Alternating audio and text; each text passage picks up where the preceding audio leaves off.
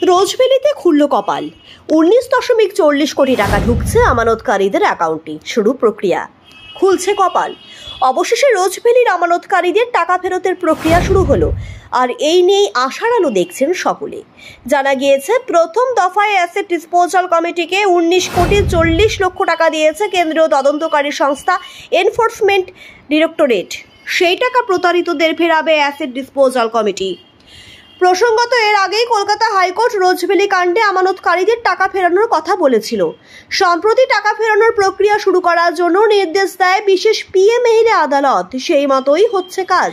ED সূত্রে জানা গিয়েছে, বৃহস্পতিবার উচ্চপদস্থ অধিকারী special director Subhash Agarwal, joint director Sudesh Sheoran এবং deputy director Ajay Luhaj asset disposal কমিটির অফিসে বৈঠকে যোগ দেন। সেখানেই টাকা ফেরানোর বিষয়টি আলোচনা করা হয়।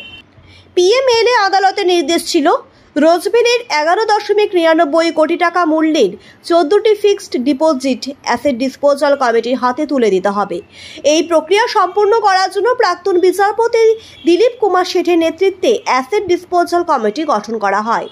আদালতের নির্দেশ ছিল, পশ্চিমবঙ্গে রোজভ্যালির সম্পত্তি নিলাম করে কমিটিকে আলাদা অ্যাকাউন্ট খুলে সেখানে টাকা জমা করতে হবে। সেই নির্দেশ মেনেই কাজ শুরু হয়। হাইকোর্টের নির্দেশ, www.rosevallydc.com।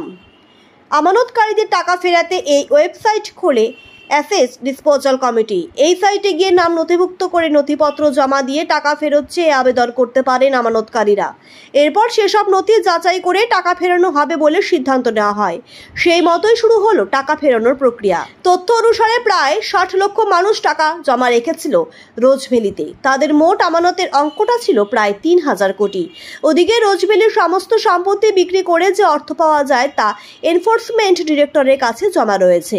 সেই অর্থের পরিমাণ প্রায় 900 কোটি টাকা। জানা যাচ্ছে, সেই টাকা থেকে আমানতকারীদের টাকা ফেরত দেওয়ার প্রক্রিয়া শুরু হয়েছে।